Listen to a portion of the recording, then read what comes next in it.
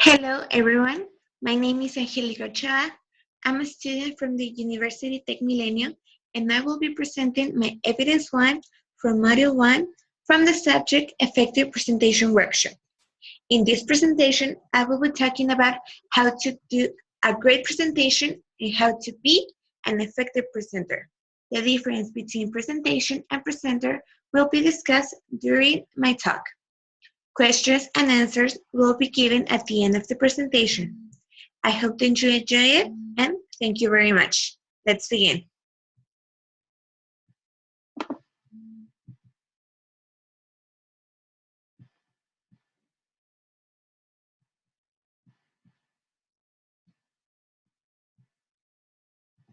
As I said, Effective Presentation Workshop, Evidence 1.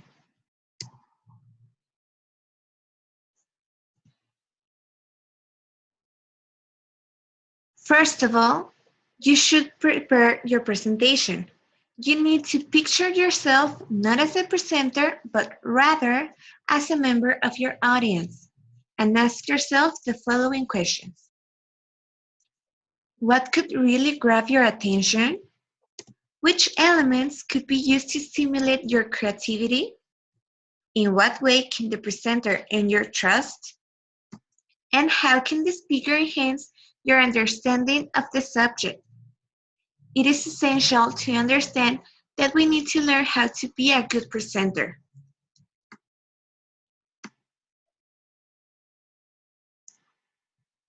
There are 6 steps to becoming an effective presenter.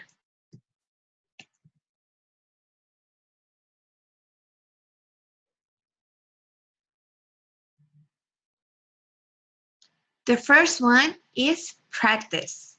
Practice makes you perfect. To inspire confidence and trust, you must be truly familiarized with your subject. Don't just read it, understand it. You can practice in an empty room, in front of a mirror, or even record yourself to notice your abilities and opportunities. The second is be assertive. Posture and presence. Be aware of how you are standing, your use of gestures, and the mood you're establishing in your presentation. The third one is contact. You need to establish eye contact, change your local point, scanning each section of the audience so that everyone feels engaged with you and your presentation. You need to use gestures. Use open gestures as a complementary expression to what you're saying and as a mean to embed your audience into the conversation. Verbal contact. Always check beforehand if everyone can accurately see you or hear you. Test the audio and lighting to be sure they are working. You need to be aware of language. A good technique you can use is to use the pronouns we so that the audience feels involved. The voice. You need to use voice. Use your voice. Use volume. Increase volume a little when introducing a new idea and decrease volume when closing an idea or a thought. Pitch. It is about the high or low notes you hit with your voice. Establish and reinforce your message with these variations. Rhythm. Rhythm is used to carry meaning as is it the pattern of the sounds you produce. You need to use tempo. On the other hand, is the pause of your voice, how slow or how fast you speak. Well, it is important to breathe. Most presenters use breathe before the presentation in order to calm themselves. And drink.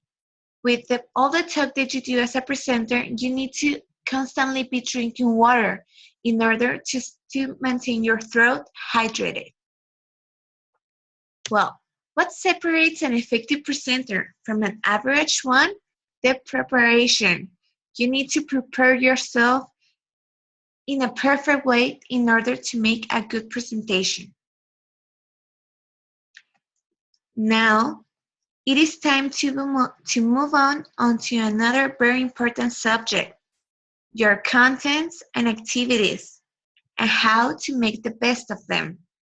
Let's review the 10 steps to prepare an effective presentation. The number one is determine the purpose of your presentation and identify your own objectives. You must know exactly what you want to achieve and what is that you want your audience to take from you. The second, know your audience and what it knows. Spectators have very different individual experiences. You're sometimes facing a heterogeneous audience with various interests and levels of knowledge. The third one is define your topic. Defining your topic means choosing the main points you wish to convey. It is advised not to use more than 3 points in a 10-minute presentation, including your opening and your conclusion. Number 4, arrange your material in a way that makes sense for your objectives. As we said, your topic must be logical, structured, and build upon previous points. Avoid at all costs large jump in your sequence. Number 5, compose your presentation. It's important to add linking statements, taking into account the flow of your presentation, both backwards and forwards. Number 6, create visual aids. Visual aids and supporting information will help your audience gain a better understanding, as well as believe and agree with your topic. The use of diagrams, charts, tables, pictures of different multimedia is suggested. Number 7, practice your presentation. As we stated before, you can always practice by yourself in an empty room or even in front of a mirror.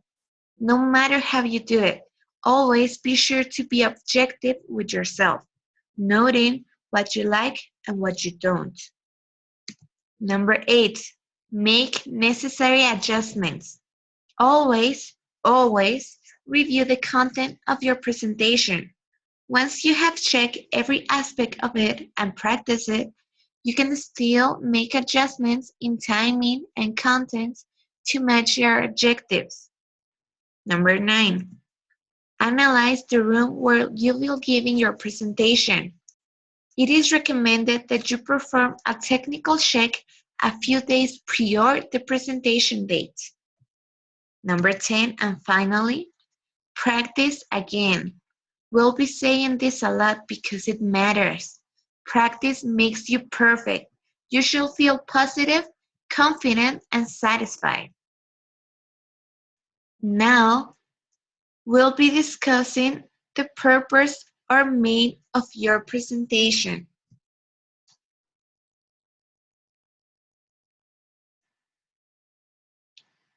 There are 3 basic purposes for giving oral presentation: to inform, to persuade, and to build goodwill. We'll discuss some of them to help you choose the right one. Well, the first one is informative presentation. They can be divided into 2 distinct categories: reporting and explaining. Persuasive presentations, you use it when you want your audience to do something specific, buy or sell, support an idea, or change an attitude or perspective or something. Goodwill presentations, often designed to be entertaining. They seek to put goodwill on your audience and make people feel better or improve the reputation of a company. Multi-purpose presentation. It is evident that sometimes your presentation will have more than one purpose. Instructional presentations. By the end of your presentation, your audience should have learned new skills or something they didn't know before. Arousing presentation. You are managing emotions in order to make the audience more open and receptive to the topic. Two words are key here: sincerity and enthusiasm. There are other presentations as well.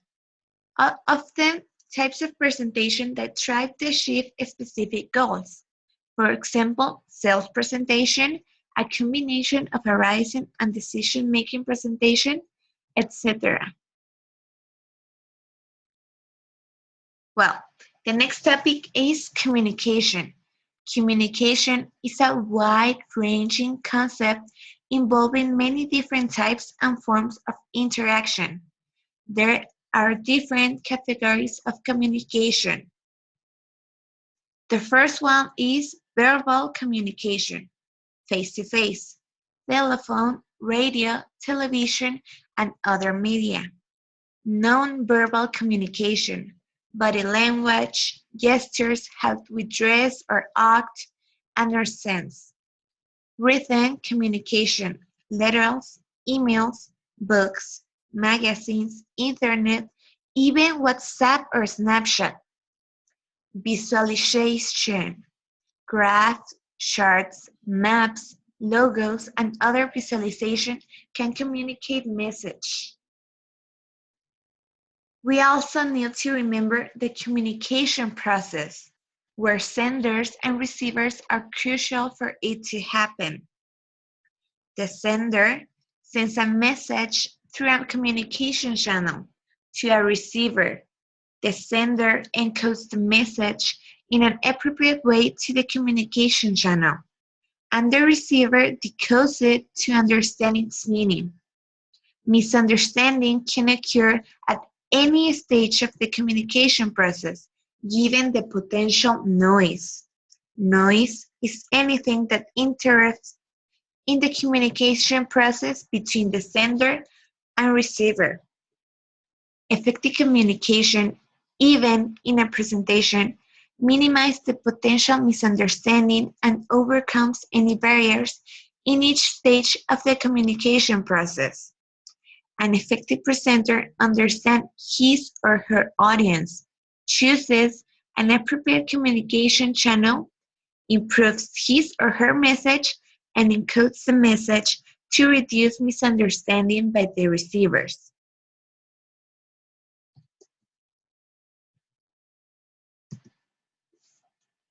The final topic is structuring your presentation.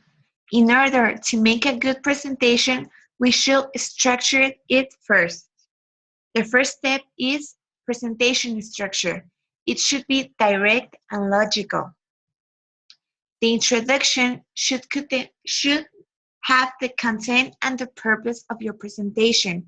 You need to explain what you'll be talking about in the entire presentation and grab the audience attention. The third one is main points and transition, foundation of the presentation. In this step, you need to resume your information and put the most important points of it and make it as a way that all your audience can understand it easily. The last step is conclusion.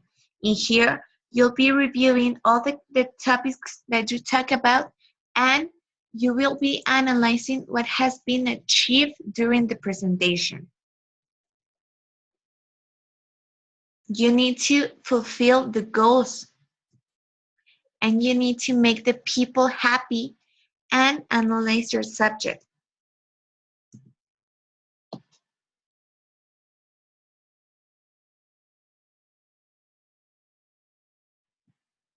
Well, now it's time for my conclusion. There are 3 skills that I need to improve. Control nervous, manage my gestures, and don't use hands too much. And the abilities that I already have are how to talk in public, I speak fluently, and I adapt to every environment in any easy way.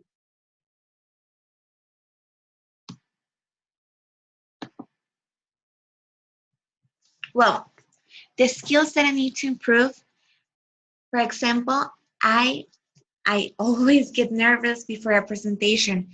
So I need to learn how to control myself, how to calm myself before my presentation in order to make myself look like I'm supposed to be calm, in order to make my audience to look at me in an easy way. I speak fluently. I think it's an advantage that I have, and that I know how to talk to people. I'm an English teacher, so I already know how to be in front of an audience that is listening to me, that I'm responsible for the learning of others. Also, I need to, how can I explain it? I adapt in every environment. If, for example, I have a problem, or in the last minute of the presentation, if something doesn't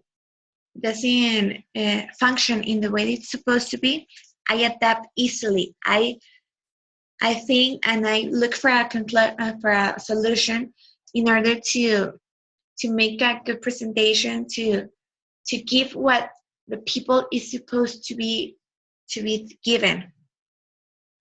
Well, I'm so nervous.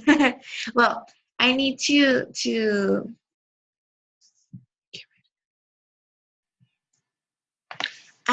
manage my gestures. I do a lot of gestures.